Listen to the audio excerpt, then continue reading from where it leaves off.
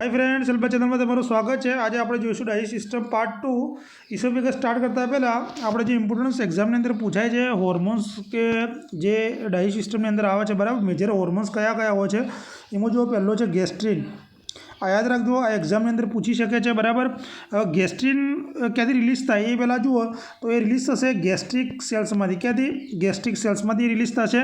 એ શેના માટે જવાબદાર છે કે ફૂડના પ્રેઝન્સ માટે જવાબદાર છે। ક્લિયર? એટલે ગેસ્ટ્રિક ગ્લેન્ડમાંથી આ સિક્રેટ થાય છે। બીજો છે સોમેટોસ્ટેટિન। સોમેટોસ્ટેટિન એટલે આ શું છે? ગેસ્ટ્રિક ઇન્હિબિટરી પેપ્ટાઇડ છે, યાદ રાખજો। ગેસ્ટ્રિક ઇન્હિબિટરી પેપ્ટાઇડ છે એ જે શું કરે છે કે પેરાઇટલ સેલ્સ મારફતે જે સિક્રિશન્સ હોય એનું ઇન્હિબિટ કરવાનું કામ કોણ કરે છે? સોમેટોસ્ટેટિન। થર્ડ છે કોલિસિસ્ટોકાઇનિન। આ કોના મારફતે? જે થર્ડ છે કોલિસિસ્ટોકાઇનિન, બરાબર। એ કોની મારફતે થશે? ઇન્ટેસ્ટાઇનલ જે સેલ વોલ હોય એની મારફતે આ સિક્રેટ થશે। આ શાના માટે જવાબદાર છે કે આ પ્રોટીન ફેટ સ્મોલ ઇન્ટેસ્ટાઇનમાં પ્રેઝન્સ હોય એના માટે આ જવાબદાર છે। ક્લિયર? અને ચોથું છે સિક્રેટિન, બરાબર। આ ક્યાંથી રિલીઝ થાય? સિક્રેટિન એ ડિયોડિનલ વોલમાંથી। ક્યાંથી? ડિયોડિનલ વોલમાંથી સિક્રેટ થાય।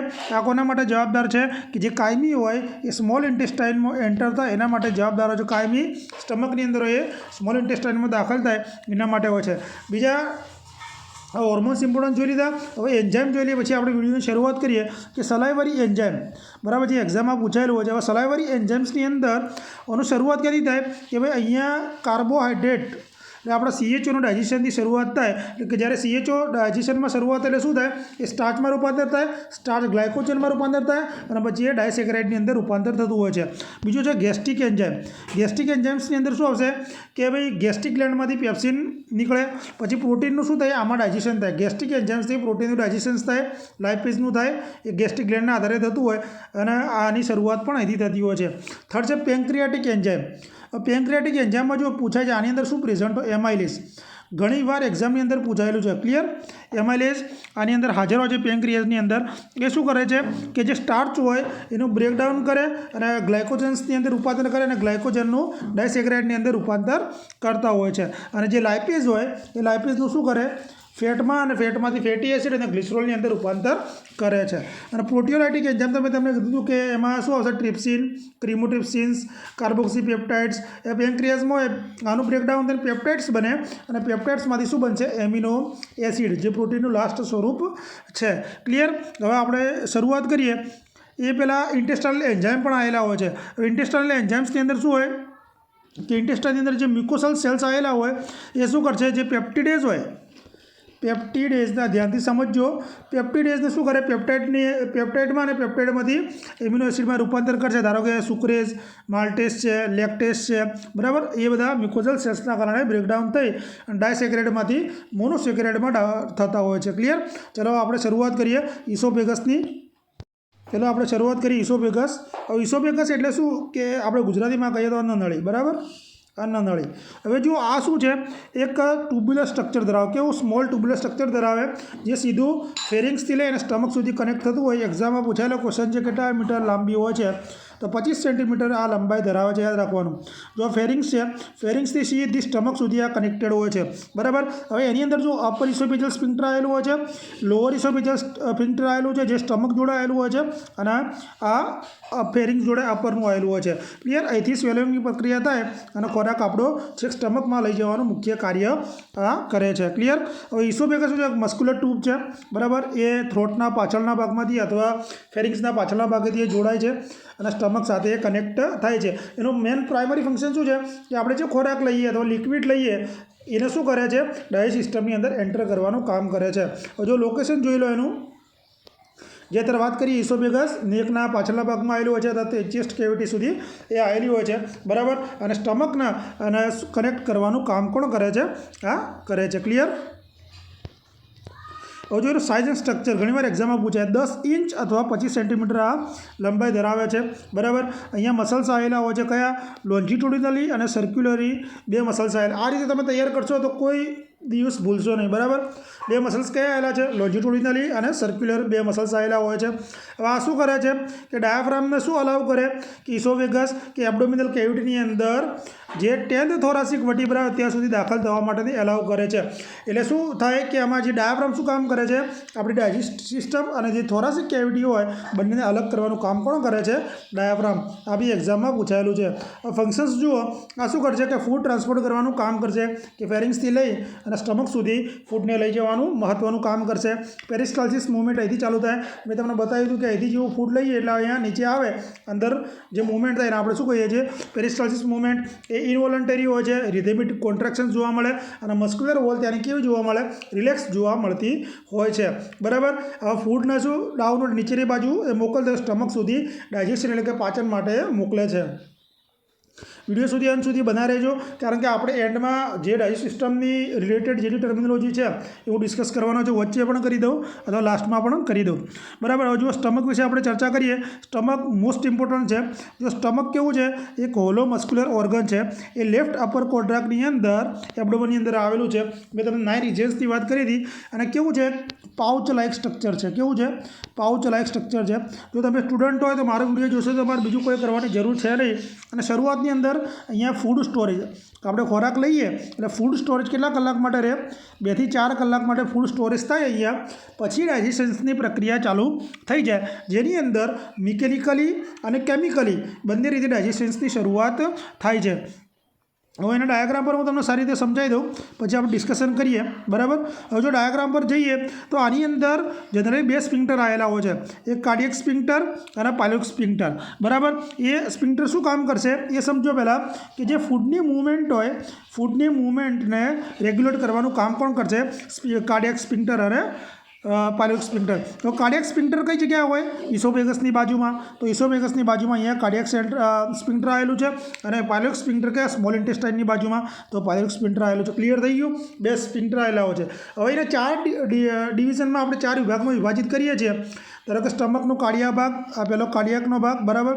આ ફંડસનો ભાગ છે, એટલે ફંડિક સ્ટમક અથવા કાર્ડિયક સ્ટમક પણ તમે કહી શકો. પછી બોડી ઓફ ધી આખી આ બોડી છે. બરાબર.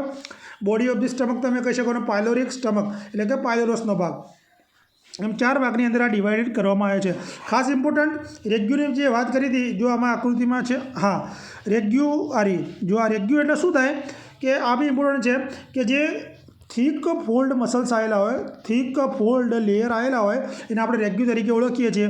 આ શું કરે છે કે સ્ટમકના જે એક્સપાન્શન્સ થવાનું હોય, એક્સપાન્શન્સ માટેથી લાર્જર સરફેસ પૂરી પાડે છે.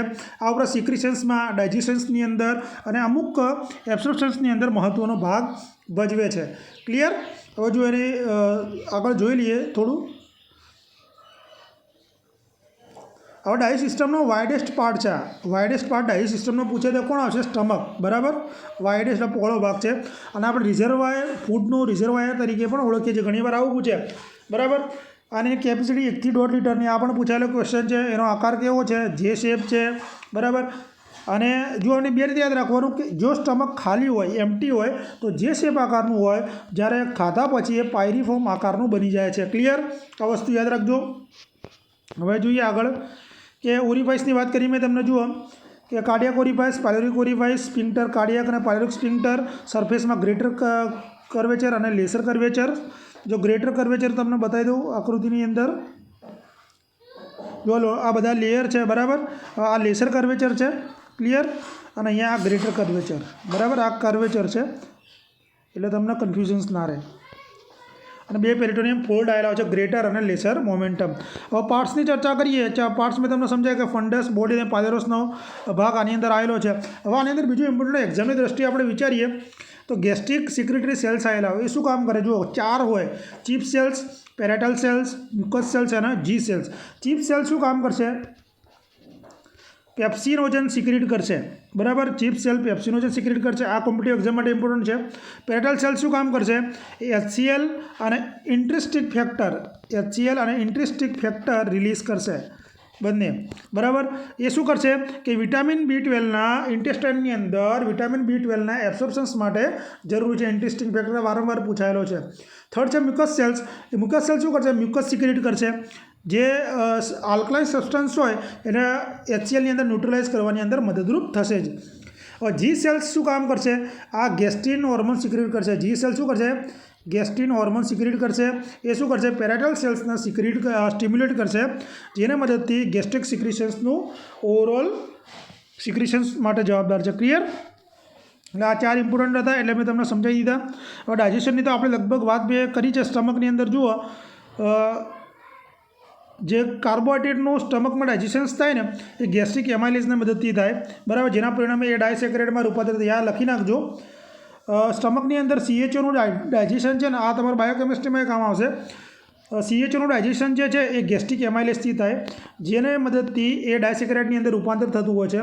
અને પ્રોટીનનું ડાયજેશન છે એ પેપ્સિનના કારણે થાય, જેમાં ઇનએક્ટિવેશન્સ પેપ્સિનોજન્સમાં HClની મદદથી રૂપાંતર થશે, પરિણામે પેપ્ટાઇડમાં રૂપાંતર થશે, બરાબર, અને પ્રોટીનની નાની નાની ચેન બનશે. ક્લિયર? હવે લિપિડનું ડાયજેશન્સ ક્યાંથી થાય? ગેસ્ટ્રિક લાઇપેસથી થાય. એમાં શું થાય? જે લિપિડ હોય બ્રેકડાઉન થશે, જેમ કે બટર ફેટ હોય, જેના પરિણામે ફેટી એસિડ જોવા મળશે. પણ સ્ટમકની અંદર જે બધું ડાયજેશન છે બહુ લિમિટેડ જોવા મળતું હોય છે, સ્મોલ પાર્ટની અંદર જોવા મળતું હોય છે. ક્લિયર? ચલો હવે આગળ જોઈએ. સપ્લાય જુઓ, સ્ટમકની અંદર જે બ્લડ સપ્લાય પૂછાય છે આર્ટરી દ્વારા, તો એબ્ડોમિનલ એઓર્ટા, પછી સિલિયાક ટ્રંક અને ગેસ્ટ્રિક આર્ટરી, આ મારફતે એના બ્લડ સપ્લાય થતું હોય છે. Venous disease gastric vein, portal vein દ્વારા થતું હોય છે. હવે હિસ્ટોલોજી ઓફ સ્ટમક જુઓ. સ્ટમકની અંદર 3 પ્રકારની ગ્લેન્ડ આવેલી હોય છે. આ એક્ઝામમાં પૂછાય એવો ક્વેશ્ચન છે, બરાબર. આમાં કાર્ડિયાક ગ્લેન્ડ જો ક્યાં હોય? કાર્ડિયાક રિજન્સની અંદર આવેલી હોય છે, અને મ્યુકસ નેક સેલ્સ આવેલા હોય છે, જે મ્યુસિન્સ સિક્રિટ કરે છે. ક્લિયર? પછી ફંડિક ગ્લેન્ડ હોય. ફંડિક ગ્લેન્ડ કઈ જગ્યાએ આવેલી હોય છે? કે જે સ્ટમકના બોડી અને ફંડસના ભાગમાં ફંડિક ગ્લેન્ડ આવેલી હોય છે. એ શું કરે છે? કે જે ગેસ્ટ્રિક ગ્લેન્ડ હોય છે એની અંદર મ્યુકસનું કન્ટેન્ટ એના માટે જવાબદાર છે, બરાબર. આ જે નેક સેલ્સ આવેલા એ મ્યુસિન સિક્રેટ કરે છે, અને ચીફ સેલ્સ પેપ્સિનોજન્સ, એ અત્યારે મેં ચર્ચા કરી, પેપ્સિનોજન અને રેનિન સિક્રેટ કરે છે. અને પેરાઇટલ અને ઓક્સિન્ટિક સેલ છે એ HCl અને ઇન્ટ્રિન્સિક ફેક્ટર માટે પેરાઇટલ સાથે. આ એક્ઝામની અંદર NSની એક્ઝામમાં પૂછાયેલો ક્વેશ્ચન્સ હતો ઓક્સિન્ટિક સેલ્સ વિશે. ક્લિયર? લગભગ બધાને ખોટો પડ્યો હતો. થર્ડ છે પાયલોરિક ગ્લેન્ડ, કે આની અંદર પાયલોરિક રિજન્સની અંદર હોય સ્ટમકના, આની અંદર પણ મ્યુકસ નેક સેલ્સ આવેલા હોય, જે મ્યુસિન સિક્રેટ કરતો હોય છે. જી સેલ્સને સ્ટિમ્યુલેટ કરવાનું કામ કરે છે. જે જી સેલ્સ વિશે આપણે ચર્ચા કરી લીધી છે. ક્લિયર? હવે જો કાયમી વિશે એક્ઝામમાં વારંવાર કાયમી એટલે બોલસ અને ગેસ્ટ્રિક જ્યુસ બે ભેગા થઈને આપણે શું કહીએ છીએ? કાયમી કહીએ છીએ. એટલે આની અંદર શું થાય કે જે ફૂડ ડિયોડિનમની અંદર એન્ટર થાય એના આપણે શું કહીએ? કાયમી તરીકે ઓળખીએ છીએ. મોસ્ટ IMP છે. આ ઉપરાંત જો આની અંદર ફેઝ આવેલા હોય છે, સિફેલિક ફેઝ હોય છે, ગેસ્ટ્રિક ફેઝ હોય છે, ઇન્ટેસ્ટાઇનલ ફેઝ હોય છે, બરાબર. આ ફેઝ ઇમ્પોર્ટન્ટ હોય છે. ક્લિયર? પણ આપણે બહુ ડીપમાં જતું રહેશે. સ્મોલ ઇન્ટેસ્ટાઇન વિશે ચર્ચા કરી લઈએ. કે સ્મોલ ઇન્ટેસ્ટાઇન શું છે? કે પાયલોરિક સ્પિન્ક્ટરથી ઇલિયોસિકલ સ્પિન્ક્ટર સુધી આવેલું છે. આ 600 સેન્ટીમીટર લાંબી અને લેન્થ હોય છે, એટલે કે 6 મીટર. કેટલી? 6 મીટર આની લેન્થ લાંબી હોય છે. અને 3 પાર્ટ છે જે ઇમ્પોર્ટન્ટ છે: ડિયોડિનમ, જેજ્યુનમ અને ઇલિયમ, બરાબર. હવે જો આમાંથી વારંવાર ક્વેશ્ચન્સ નીકળે છે એક્ઝામની અંદર. હવે ડિયોડિનમ છે એ પહેલો પાર્ટ છે, બરાબર. એ સ્મોલ પાર્ટ છે, 10 સેન્ટીમીટર લાંબો હોય છે. અપર મોસ્ટ પાર્ટ છે. હવે એ ડ્રેન ક્યાં કરશે? પાયલોરિક સ્ટમકની અંદર કરશે, બરાબર. અને જે ગોલબ્લેડર અને પેન્ક્રિયાસમાંથી જે ડક્ટમાંથી જે આવે રિસીવ કરવાનું કામ કોણ કરશે? સ્મોલ ઇન્ટેસ્ટાઇન કરશે. ક્લિયર? અને સ્મોલ ઇન્ટેસ્ટાઇન શું છે? ડાયામીટર એનો જ વિચારીએ તો 1 ઇંચ જેટલો ડાયામીટર એનો હોય છે, લાંબી ટ્યુબ હોય છે. ક્લિયર? એટલે 3 ભાગની અંદર એ ડિવાઈડ થાય છે. જેજ્યુનમ જુઓ 4 સેન્ટીમીટર લોંગ હોય છે. મેક્સિમમ એબ્સોર્પ્શન ન્યુટ્રિયન્ટ્સનું ક્યાં થશે? જેજ્યુનમની અંદર થશે. એનું શોષણ સેન્ટ્રલ પોર્શન છે. અને અમ્બિલિકલ રિજન સ્પેશિયલી અહીંયા બ્લડ સપ્લાય સૌથી રીચ પ્રમાણમાં જોવા મળે છે. મોટાભાગનું ડાયજેશન્સ અને એબ્સોર્પ્શન્સની ક્રિયા અહીંયા જોવા મળશે.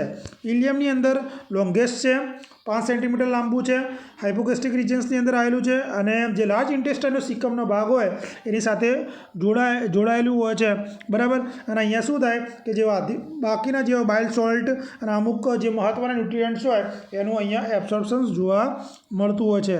ક્લિયર? હવે જુઓ, આમાં કે જે સ્મોલ ઇન્ટેસ્ટાઇનની અંદર મ્યુકોસલ લાઇનિંગ આવેલી હોય એના આપણે કહીએ છીએ પ્લીકી, બરાબર. આ પૂછાયેલો ક્વેશ્ચન્સ વિલાય ઘણીવાર પૂછાય છે. તો ઇન્ટેસ્ટાઇનલ મ્યુકોસાની અંદર જે સ્મોલ ફિંગર લાઇક પ્રોજેક્શન્સ હોય જેને આપણે કહીએ છીએ વિલાય તરીકે ઓળખીએ છીએ, બરાબર. આ દરેક વિલાયના કન્ટેન્ટની અંદર એપિથેલિયલ સેલ અને ગોબલેટ સેલ્સ આવેલા હોય છે. ગોબલેટ સેલ્સ પૂછાયેલો છે કઈ જગ્યાએ આવેલા છે તો તમને ખબર પડી જવી જોઈએ, સ્મોલ ઇન્ટેસ્ટાઇનની અંદર આવેલા છે, બરાબર. હવે એક્ઝામમાં પૂછે છે બ્રુનર ગ્લેન્ડ વિશે વારંવાર પૂછે છે. તો આ શાની અંદર બ્રુનર ગ્લેન્ડ ડિયોડિનમની અંદર આ એક્ઝામની અંદર પૂછાયેલો ક્વેશ્ચન છે. અને આવી પણ છે કે બ્રુનર ગ્લેન્ડ કઈ જગ્યાએ છે, ડિયોડિનમની અંદર આવેલું છે. અને બાયકાર્બોનેટ મિક્સરને લાર્જ પ્રમાણની અંદર આ સિક્રેટ કરે છે, બરાબર. અને જે સક્સિનલ એન્ટ્રિકસ હોય છે એ આલ્કલાઇન મીડિયમની અંદર જોવા મળતું હોય છે. એક્ઝામ દ્રષ્ટિએ અમે 3 ક્વેશ્ચન્સ કાઢ્યા છે કે જો મેક્ઝિમમ આયનનું એબ્સોર્પ્શન કઈ જગ્યાએ થશે, ડિયોડિનમની અંદર થશે. મેક્ઝિમમ એબ્સોર્પ્શન ન્યુટ્રિશનનું જેજ્યુનમની અંદર થશે અને ફૂડનું ઇલિયમની અંદર થશે. ક્લિયર. એટલે આયનવાળું મોસ્ટ આઈએમપી છે એક્ઝામની અંદર વારંવાર પૂછાય છે. ક્લિયર. હવે સ્મોલ ઇન્ટેસ્ટાઇનની અંદર સિક્રિશન્સની વાત કરવા જઈશું તો વિડીયો બહુ લાંબો થઈ જશે, બરાબર. તો આપણે ફંક્શન્સ પર જતા રહીએ કે જો મોસ્ટ કેમિકલ ડાયજેશન્સ ફૂડનું ડિયોડિનમ્સની અંદર જોવા મળતું હોય છે. આ હોર્મોન્સ કયા સિક્રેટ કરે છે કે જે સ્ટમક અને ગોલ બ્લેડર અને પેન્ક્રિયાસના સિક્રેશનને ડાયરેક્ટ ઇફેક્ટ કરે છે. ડાયજેશન્સ ફૂડનું જેજ્યુનમ ઇલિયમની અંદર મોટાભાગે એબ્સોર્પ્શન્સ જોવા મળે છે. હવે લાર્જ ઇન્ટેસ્ટાઇનની આપણે વાત કરીએ તો લાર્જ ઇન્ટેસ્ટાઇનની અંદર હું ડાયાગ્રામ મૂકવાનું ભૂલી ગયો છું. આ રીતે હોય છે, બરાબર. એથી સ્ટાર્ટ થતું હોય છે અને નાનો અંતડું આ રીતે અંદર સ્મોલ ઇન્ટેસ્ટાઇન હોય છે. હવે જો આની અંદર વેવ લાઇક સ્પિન્ટર 2.5 ઇંચનો ડાયામીટર અને 6 ઇંચ લાંબુ જોવા મળતું હોય છે. વેવ લાઇક સ્પિન્ટર અને લાર્જ ઇન્ટેસ્ટાઇનથી સ્મોલ ઇન્ટેસ્ટાઇનને કોણ છૂટું પાડે એવું પૂછે તો વેવ લાઇક સ્પિન્ટર કોણ, ઇલિયોસિકલ વાલ્વ. ક્લિયર. હવે મેજર ફંક્શન્સ લાર્જ ઇન્ટેસ્ટાઇનના જોઈએ, બરાબર. એમાં જો આ શું કરે કે જે આપણું વધારાનું પાણી વધ્યું હોય ઘટ્યું એનું શું કરે, શોષણ કરવાનું કામ કરશે. ન્યુટ્રિયન્ટ્સ હોય, વિટામિન કે હોય, વિટામિન બી હોય, બરાબર, એના પણ સ્મોલ અમાઉન્ટની અંદર શું કરશે, એબ્સોર્બ કરશે. હવે જે અનડાયજેસ્ટ વેસ્ટ હોય એના પણ કલેક્ટ કરી અને કોન્સન્ટ્રેટ કરવાનું કામ કરશે. હવે 3 ભાગની અંદર ડિવાઈડ કરવામાં આવ્યા છે. અને જુઓ સિકમ શું છે કે આ ક્યાં સુધી એક્સટેન્ડ થશે અને કોની સાથે એટેચ હોય તો સ્મોલ ઇન્ટેસ્ટાઇન સાથે એટેચ હોય છે, બરાબર. આની કન્ટેન્ટ્સની અંદર સિકમના કન્ટેન્ટ્સની અંદર એપેન્ડિક્સ આવેલું હોય છે. એક્ઝામમાં પૂછાયેલો ક્વેશ્ચન છે. હવે કોલનને 4 ભાગમાં ડિવાઈડ કરીએ આપણે, ascending colon, transverse colon, descending colon અને સિગ્મોઇડ કોલન. હવે જો હું તમને આકૃતિમાં સમજાવું, આ શું છે, એસેન્ડિંગ કોલન, બરાબર. આ ટ્રાન્સવર્સ કોલન, આ ડિસેન્ડિંગ કોલન અને અહીંથી જે વળાંક પડે એને આપણે કહીએ છીએ સિગ્મોઇડ કોલન. એ આકાર બને છે અહીંયા, બરાબર. અને અહીંથી એનસ અને રેક્ટમની શરૂઆત થઈ જશે. ક્લિયર. હવે આમાં આપણે રેક્ટમ વિશે જુઓ કે એનસનો એન્ડનો ભાગ હોય છે એ શું હોય છે, રેક્ટમનો ભાગ હોય છે. અને અહીંયા 2 સ્પિન્ક્ટર મહત્ત્વના આવેલા છે, ઇન્ટરનલ એનલ સ્પિન્ક્ટર અને એક્સટર્નલ એનલ સ્પિન્ક્ટર. હવે ઇન્ટરનલ જે એનલ સ્પિન્ક્ટર હોય એમાં સ્મૂથ મસલ્સ આવેલા હોય છે, જે એક્સટર્નલની અંદર સ્કેલેટલ મસલ્સ આવેલા હોય છે, બરાબર. અને કોઈ વિલાય આવેલી હોતી નથી લાર્જ ઇન્ટેસ્ટાઇનની અંદર, યાદ રાખવાનું છે, બરાબર. અને આની અંદર ગોબલેટ સેલ્સ આવેલા હોય છે. જે ગોબલેટ સેલ્સ શું કરશે, મ્યુકસ સિક્રેટ કરવાનું કામ કરતું હોય છે. ક્લિયર. ચલો હવે આપણે આગળ જોઈએ. ગોલ બ્લેડર વિશે થોડું જોઈ લઈએ કે ગોલ બ્લેડર શું છે, એક નાનકડી શેક છે, બરાબર, કે જે ઇન્ફિરિયર અને વિસેરલ લીવરની સરફેસથી બને છે. અને આની અંદર શું થાય, બાઇલનો જે લીવરમાંથી બાઇલ સિક્રેટ થાય છે એનું સ્ટોરેજ આની અંદર જોવા મળતું હોય છે. ક્લિયર.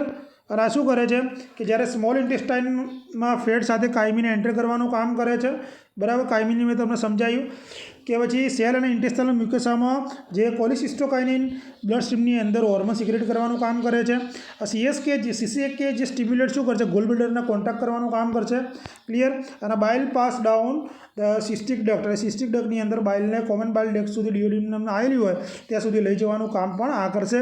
હિપેટોપેન્ક્રિયાટિક સ્પિન્ક્ટરને રિલેક્સ કરવાનું અને ડિયોડિનમની અંદર બાઇલને એન્ટર કરવાનું કામ પણ ગોલ બ્લેડર કરશે. ક્લિયર. હવે આપણે કાલે આના MCQ જોઈશું. આ પેલા મોસ્ટ આઈએમપી જે ટર્મિનોલોજી છે જે એક્ઝામમાં પૂછાય છે એની આપણે ચર્ચા કરી લઈએ. હું જે તમને કીધું હતું એ જો પહેલી એકેલેસિયા લખી નાખજો. એકેલેસિયા એ શું છે કે જે ડાયજેસ્ટિવ ટ્યુબ આવે, બરાબર, આપણે ડાયજેસ્ટિવ ટ્યુબ એટલે કે આ એની અંદર શું થાય, જે સ્મૂથ મસલ્સ હોય એ ફેલ થઈ જાય, જેની મદદથી રિલેક્સ થવામાં એ ફેલ થઈ જાય, એને આપણે કહીએ એકેલેસિયા, બરાબર. કોલિસિસ્ટાઇટિસ એટલે ઇન્ફ્લામેશન્સ ઓફ ધી ગોલ બ્લેડર. કોલિલિથિયાસિસ એટલે ગોલ બ્લેડરની અંદર સ્ટોન હોય. પછી કોલિસ્ટેસિસ, એ તમને ખબર છે, આમાં ગૂંચવાશો. કોલિસ્ટેસિસ એટલે શું થાય? કોલિસ્ટેસિસનો મતલબ શું થાય કે ગોલ બ્લેડરની અંદર બાઇલના ફ્લોની અંદર બ્લોકેજ હોવું અથવા ઓબ્સ્ટ્રક્શન્સ હોવું, જેને આપણે કહીશું કોલિસ્ટેસિસ. સિરોસિસ, તો સિરોસિસની અંદર શું થાય કે લીવરના જે સેલ હોય એ ડિજનરેટ થઈ જાય, એને આપણે શું કહીએ? Cirrhosis of liver. એ આપણે જોઈશું ડીપમાં. પછી ડાયવર્ટિક્યુલાઇટિસ એટલે કે જે કોલોન હોય, કોલોનની જે સ્મોલ પાઉચ હોય એની અંદર ઇન્ફેક્શન્સ લાગે, એને આપણે કહીએ ડાયવર્ટિક્યુલાઇટિસ. બરાબર, એની લાઇનિંગ, વોલની લાઇનિંગને ઇન્ફેક્શન્સ લાગે. પછી ડિસેન્ટ્રી એટલે ઇન્ટેસ્ટાઇનલ ઇન્ફેક્શન્સના કારણે જે થાય એને આપણે કહીએ. પછી ડિસ્પેપ્સિયા, શું છે? ડિસ્પેપ્સિયા, એના આપણે કહીશું ઇનડાઇજેશન. શું કહીશું? ઇનડાઇજેશન્સ. ક્લિયર? પછી ડિસ્ફેઝિયા, FASIA, બરાબર, ડિસ્ફેઝિયા, જેને આપણે કહીશું ડિફિકલ્ટી ઇન સ્વેલોઈંગ. પછી એન્ટ્રાઇટિસ એટલે કે ઇન્ફ્લામેશન્સ ઓફ ધી ઇન્ટેસ્ટાઇન, જેને આપણે કહીશું એન્ટ્રાઇટિસ તરીકે ઓળખીએ. કાલ આપણે ડાયજેસ્ટન્સના એનાટોમીમાં રિલેટેડ જેટલા ઇમ્પોર્ટન્સ MCQ બને છે એ હું કાલે આપણે એના પર એક વિડીયો લેતા આવીશું. વિડીયો જોવા માટે બધાનો આભાર. Thank you. અને ચેનલ પર પહેલી વાર આવ્યા તો સબસ્ક્રાઈબ કરવાનું ભૂલતા નહીં.